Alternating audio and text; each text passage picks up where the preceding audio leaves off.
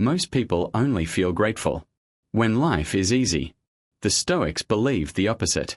They practiced gratitude not because life was kind, but because life was fragile.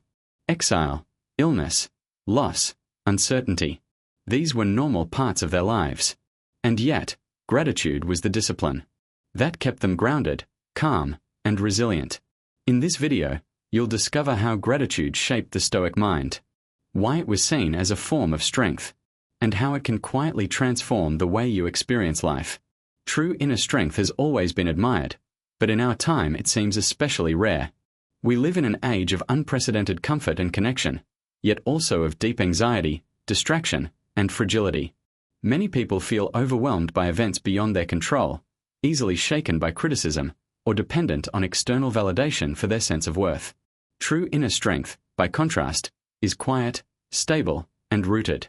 It allows a person to remain calm in the midst of pressure, to hold firm to principles when they are unpopular, and to act with integrity even when no one is watching.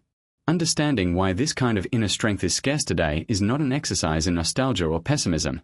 It is an invitation to rethink how we live, what we value, and how we shape our own character.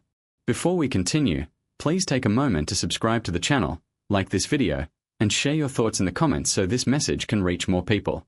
To understand why inner strength is rare, we must first clarify what it is not. It is not noise, aggression, or public displays of confidence. A loud voice, a dominant social media presence, or the ability to win arguments does not automatically reflect strength of character. In many cases, such behaviors can hide insecurity. True inner strength is the capacity to act according to one's values despite fear, temptation, or social pressure. It is the quiet courage that holds a person together when life becomes difficult, the discipline that sustains commitments over time, and the humility to learn, apologize, and grow. In this sense, inner strength is less about appearance and more about alignment between our convictions and our actions. One of the main reasons inner strength is rare today is that our culture is oriented heavily toward comfort and immediate gratification. Technological progress, economic development, and consumer culture have made it easier than ever to avoid discomfort. With a few clicks, we can be entertained, distracted, or emotionally numbed.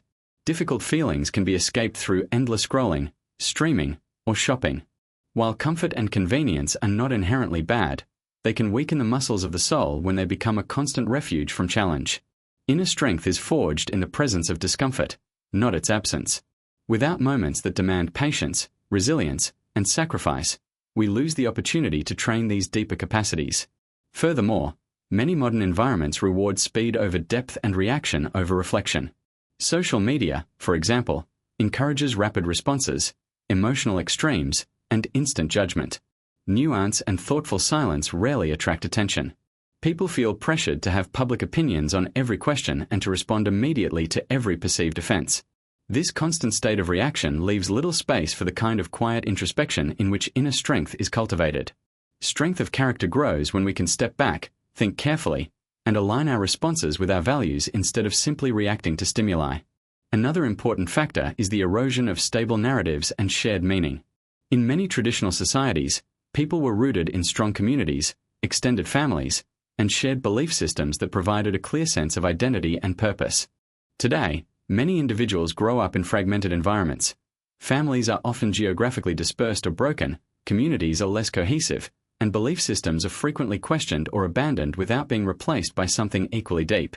Without a clear sense of who we are and what we are living for, it is hard to develop inner strength. Strength arises when a person knows what they stand for and why their sacrifices matter.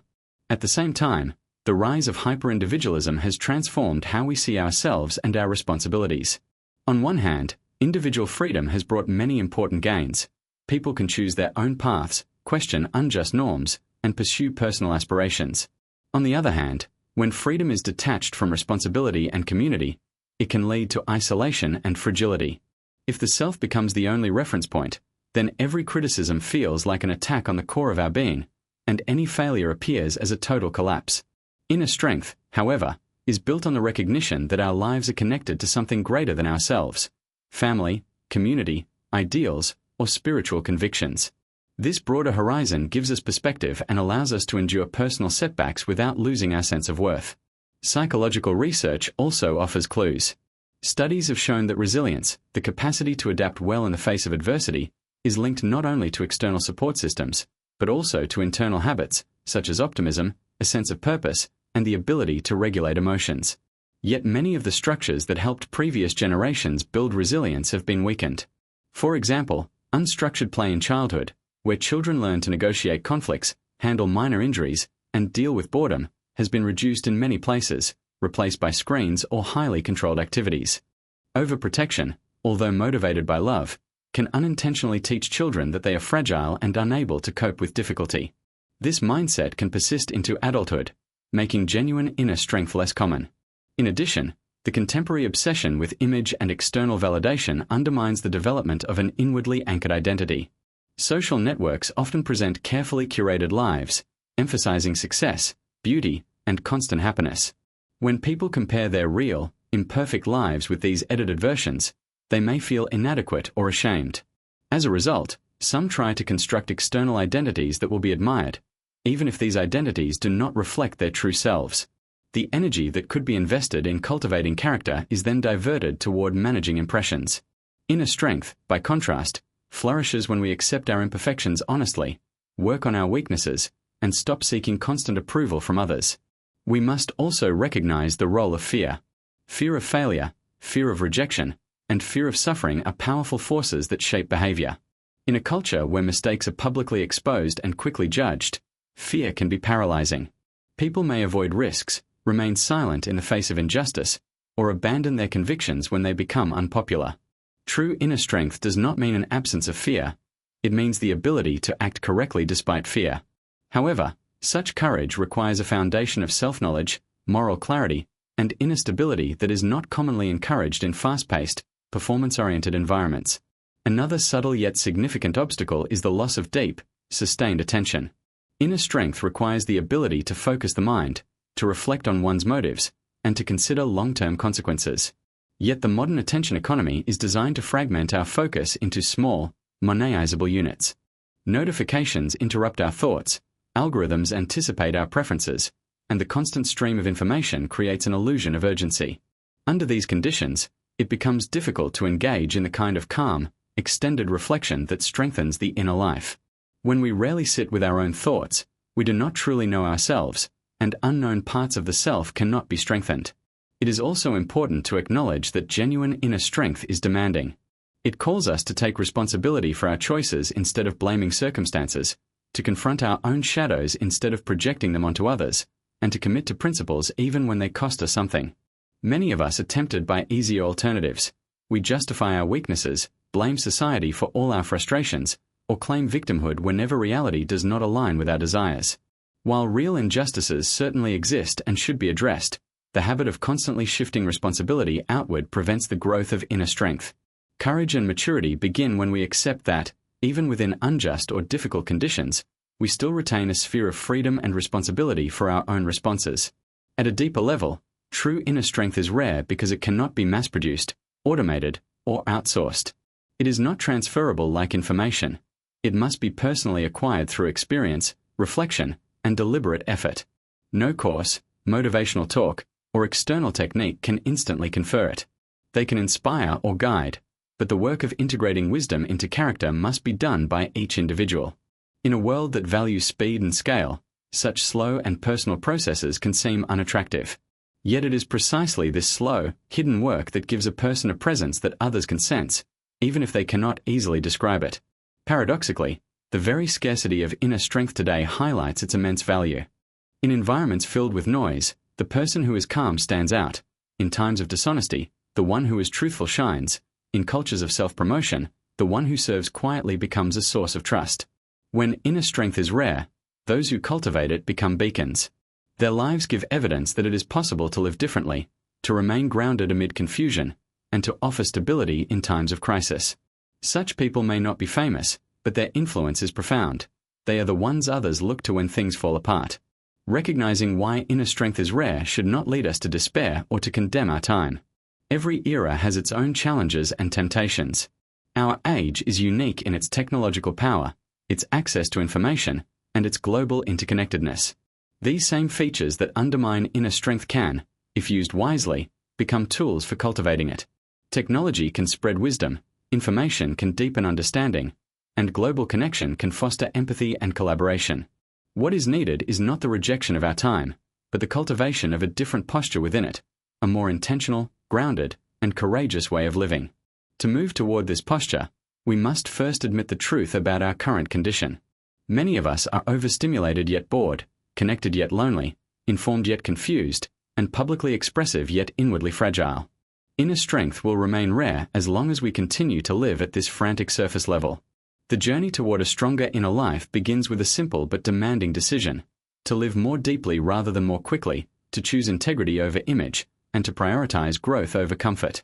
From this decision forward, every challenge becomes an opportunity to train the soul. If we accept that true inner strength is not a given but a goal, we can then ask, how can we, in practical terms, cultivate it in our own lives despite the pressures of our time? The answer to this question is personal and gradual, but it is not mysterious. It involves developing habits of reflection, taking responsibility for our actions, learning from adversity, and anchoring our lives in values that transcend passing trends. In a world that frequently encourages us to be spectators, inner strength calls us to become protagonists of our own stories. Let us now turn more concretely to how we can build this rare inner strength in daily life, right where we are, with the opportunities and limitations we already have. In the second part of this reflection, the focus shifts from diagnosis to construction, from analyzing why inner strength is rare to exploring how it can be consciously developed. While external circumstances vary widely, the internal path towards strength follows certain timeless principles. These principles do not require perfect conditions or extraordinary talents. They demand only sincerity, perseverance, and a willingness to grow. True inner strength is available to anyone who is willing to walk this path with patience and honesty. The first step is self-knowledge. It is impossible to strengthen what we do not know. Many people live disconnected from their own inner world, driven by impulses, habits, and external expectations. They repeat patterns without understanding their origins, react emotionally without knowing why, and pursue goals that do not truly reflect their values. To cultivate inner strength, one must become a careful observer of the self.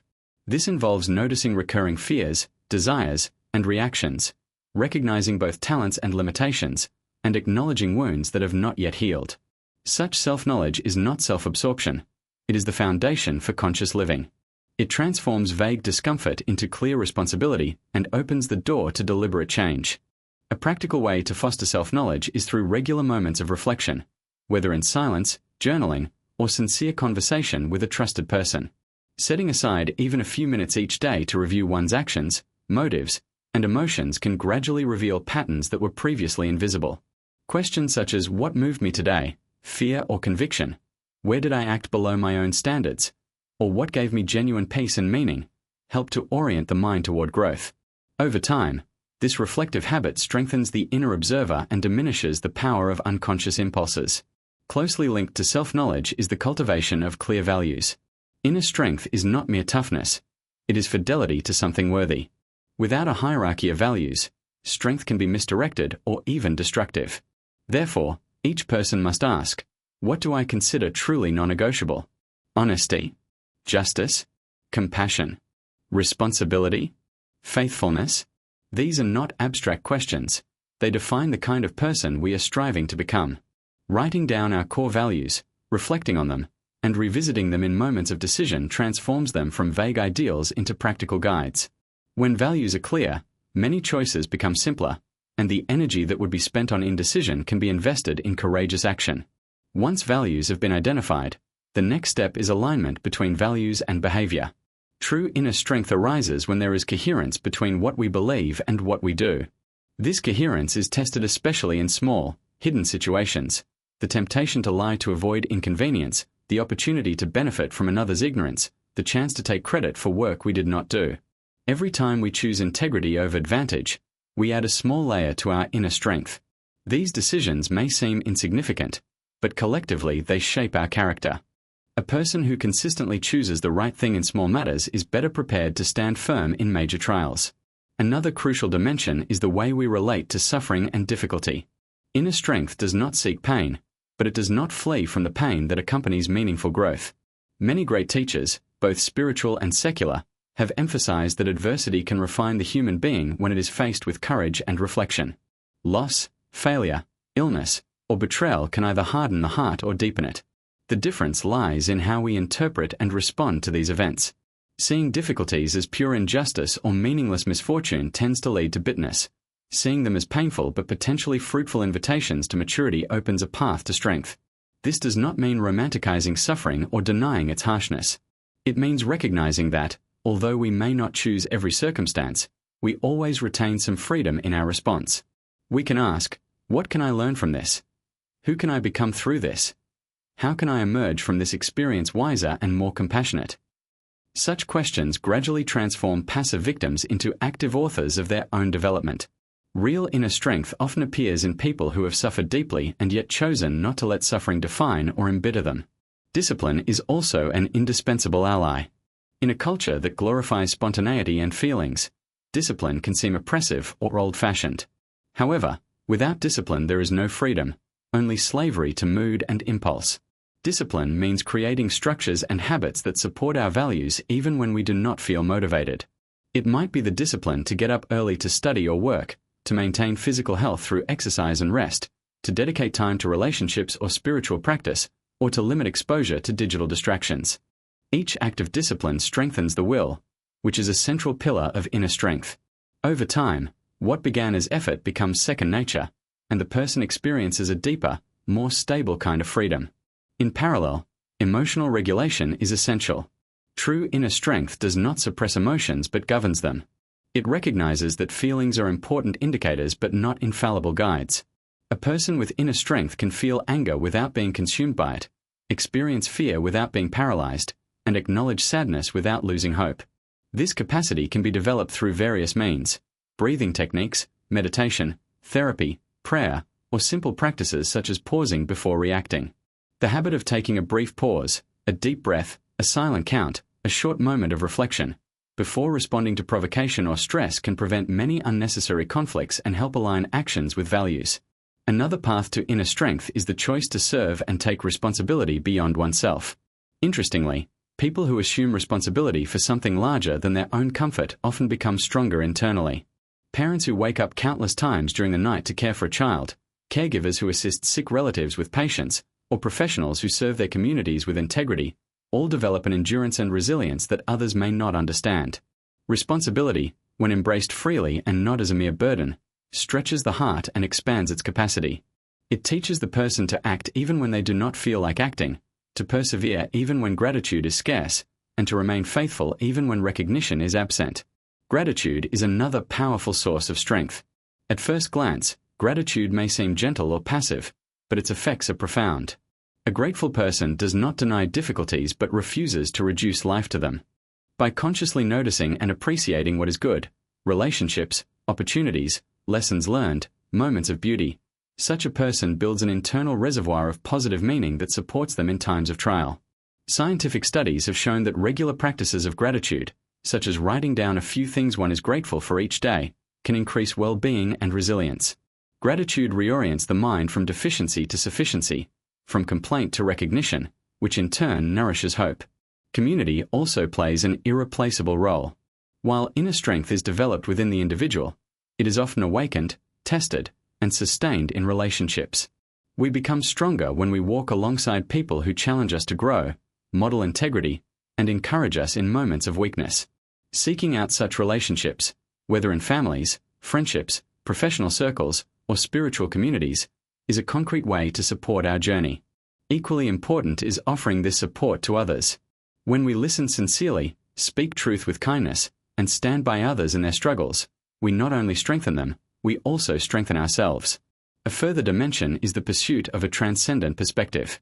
For many, this takes the form of religious faith; for others, a deep philosophical or ethical conviction. Whatever its specific form, a sense of transcendence gives meaning to sacrifice and places personal stories within a larger narrative. When a person believes that their efforts, even if unnoticed by society, have significance in a greater plan or contribute to a good that surpasses their own life, they find strength to persevere in situations that others might abandon. This vertical dimension of existence, linking the human to something higher, has historically been a powerful source of inner strength across cultures and eras. It is also important to practice forgiveness, both of oneself and of others. resentment and self-condemnation drain inner energy. Holding on to past offenses or personal mistakes as permanent definitions of identity keeps the heart imprisoned. Forgiveness does not mean approving injustice or forgetting pain. It means refusing to let these experiences control the future. When we forgive others, we release the chain that links us to the injury. When we forgive ourselves, we accept that we are capable of growth and change. In both cases, forgiveness is an act of strength, not weakness. It requires courage to let go of narratives in which we are always victims or always guilty, and to step into the responsibility of living differently from now on. Finally, cultivating inner strength requires patience with the process. In a culture of instant results, we may feel discouraged when personal change is slow or when old habits return. However, genuine transformation of character does not occur in a straight line. It involves advances and regressions, moments of clarity and times of confusion. What matters is not perfection but perseverance. Every sincere effort, every honest self-examination, every act of integrity, every moment of courage leaves a trace. Over months and years, these traces form a path that leads to a solid, peaceful, and reliable inner life. True inner strength may be rare today, but it is not reserved for a select few. It is within reach of anyone willing to walk against certain currents of our time: the cult of image, the addiction to comfort, the fear of responsibility, the fragmentation of attention. By choosing reflection over reaction, responsibility over excuses, discipline over impulse, and love over selfishness, each of us can gradually become the kind of person whose presence brings stability and hope to others. In the end, the question is not only why inner strength is rare, but who we are willing to become. Each day offers opportunities, often hidden in ordinary situations, to practice patience, honesty, courage, and compassion. Each of these choices, however small, contributes to the construction of a character that does not collapse under pressure. The world needs such people now more than ever, men and women who, instead of being carried away by every current of fear or fashion, stand as quiet pillars of integrity and hope. If we take this calling seriously, our lives will not necessarily become easier, but they will become deeper, truer, and more meaningful. We will discover that inner strength is not merely a personal achievement, but a gift we offer to others through the way we live. In times of confusion, our clarity will serve. In moments of despair, our hope will sustain. In seasons of division, our capacity to listen and to love will heal. Thus, by seeking inner strength not for our own glory, but for the good of those around us, we participate in the quiet, powerful transformation that every age, including ours, so profoundly needs.